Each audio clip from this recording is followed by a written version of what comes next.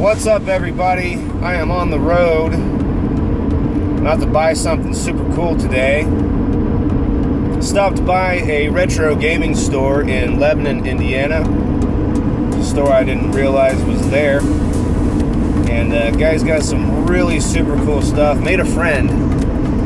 And I'm going to coordinate some things together with that guy, and hopefully I can get in and show off some of his collection, because he's got some pretty amazing stuff. But I am actually en route to pick up something super cool, and once I get there, I'm gonna pick it up from where I left off here. So I'll see you once I get to where it is I'm going. Quick update. I don't know if you can see me very well. There we go. My beautiful face. So, on the way to where I'm going in Brownsburg, I stopped at a garage sale. Today is Thursday, and Thursdays are great days for garage sales in Indiana. I'm not sure what they're like everywhere else, but I just picked up, oh, my finger, oh, hi there. So check it out. So I found a green a green Nintendo 64 with the green controller. Joystick on that is slightly loose, whatever. A PlayStation 2 and a shit ton of good games, which I'll get into that a little bit more detailed once I get back to the house. But I picked up all that stuff for $40, guys, 40 bucks. And there's some pretty awesome titles in there. So, on to where we're headed. This is a fun day. This is a super fun day.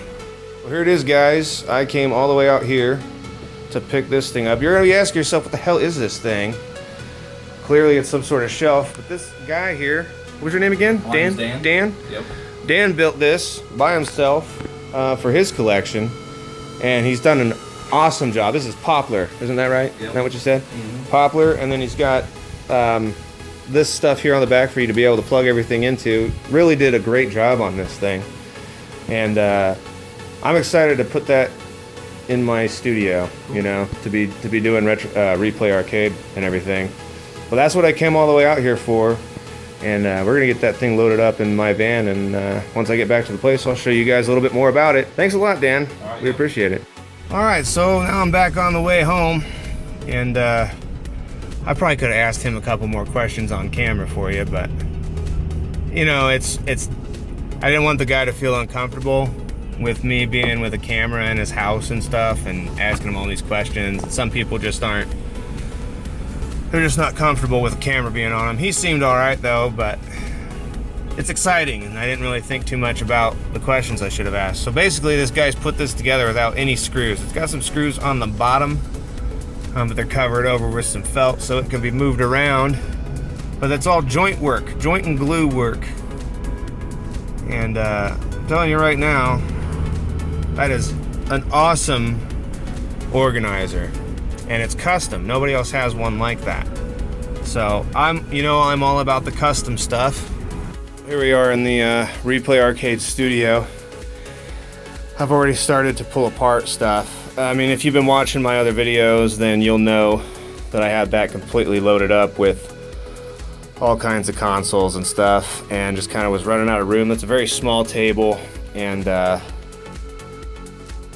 yeah, like having to pull stuff, like having to disconnect and reconnect stuff has just been a problem. And I'm gonna finish cleaning up and getting this out of the way, so that way I can get that new table in here and put the Retron over here, and you know, cables and stuff. And it's kind of a mess in the studio right now. Alright guys, so here I am setting everything up. A couple of things plugged in, but so far so good. So I'm just gonna make sure to get all these cables zip tied, so that way it's nice and organized back here. What's cool about these is these have like these Velcro wraps on them. But I've got all the consoles where I want them to be, and I've left space up at the top here to put games in and stuff.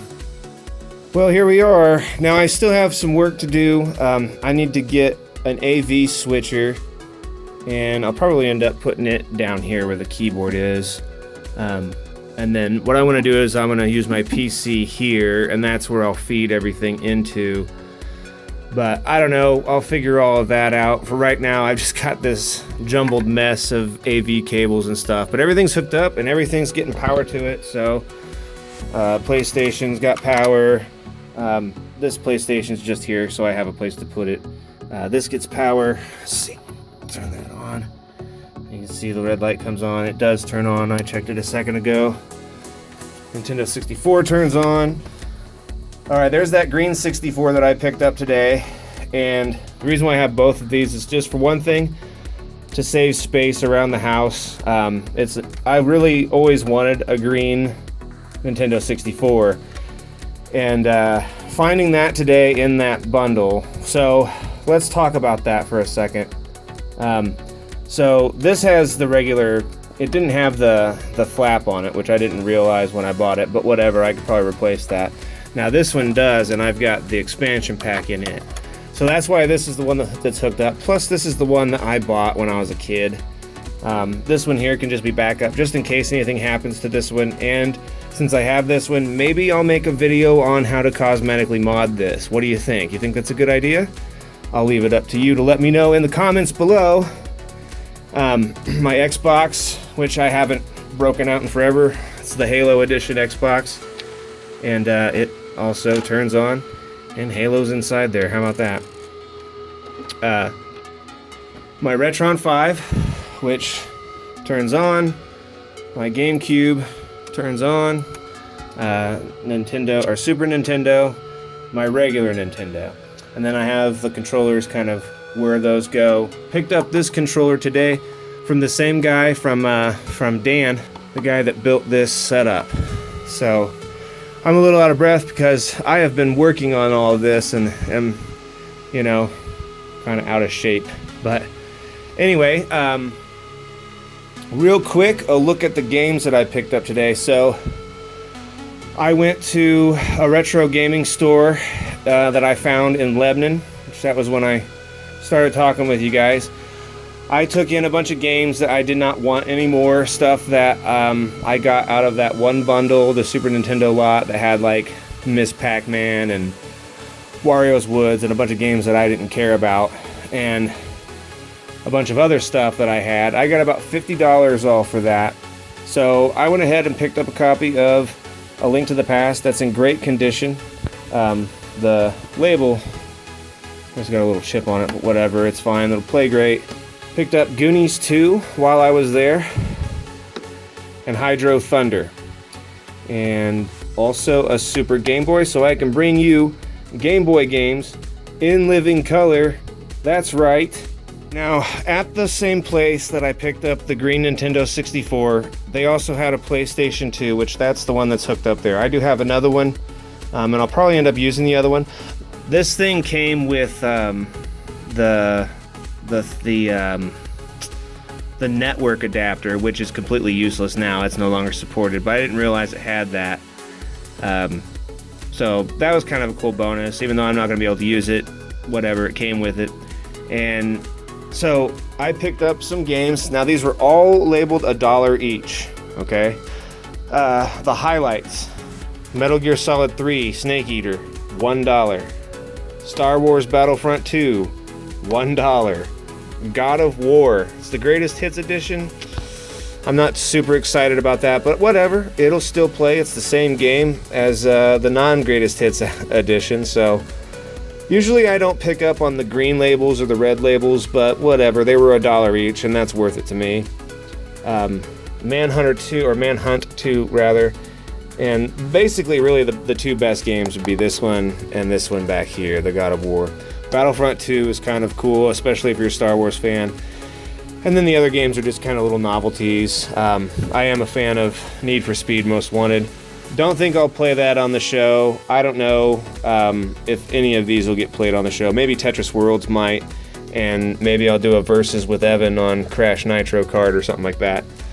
But if there's any game in here that you'd like to see us play, let us know in the comments below, and we'll consider it. Also, Final Fantasy X, another Greatest Hits edition, and yeah, Need for Speed 2 Underground. Now I did get some more games. They're not really anything worth showing off, to tell you the truth. They're really not, you know. I did pick up a Game Shark at that same lot, but I'm not really interested in using that.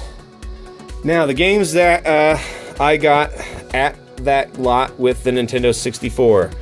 We have Super Mario 64 now, Mario Kart 64, Turok 2, Wave Race, Star Wars Racer, awesome game, Banjo and Kazooie, and these games here are games that I already had copies of. So Diddy Kong Racing, already own a copy of that, 007, already own a copy of that, and Zelda, which I own a gold copy of Zelda.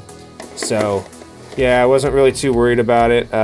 That Diddy Kong Racing's kind of in better shape than this one.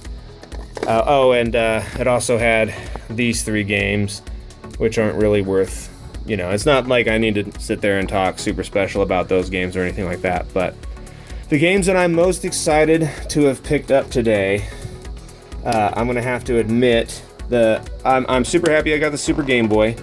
That's not a game, but you know, it's cool because it puts your Game Boy games into color, and the Retron doesn't do that. I'm kind of disappointed that it doesn't, but so now whenever we play Game Boy games, we're going to be playing those in color. Hydro Thunder, I love playing this game, and there's one for the Dreamcast, so I might have to get a Dreamcast and get that game sometime, I don't know. Goonies 2 and Zelda, A Link to the Past. This game is something that I've been after for a long time, but I didn't want to spend a whole lot of money on. And really, I didn't spend any money on these because I traded stuff in and got those games based out of that trade. I gave them like maybe $10 on top of it or something like that, but not a bad deal. And owning Mario 64 and Mario Kart 64, and of course Star Wars Racer, those are excellent games. I really like racing games, so, and I especially like Mario Kart 64. It's such a cool game. So I paid $40 for that lot. So all those PlayStation 2 games, the PlayStation 2, the green Nintendo 64 with the green Nintendo 64 controller, and all of these games, well, all of these games back here and these 3, $40 I paid for that.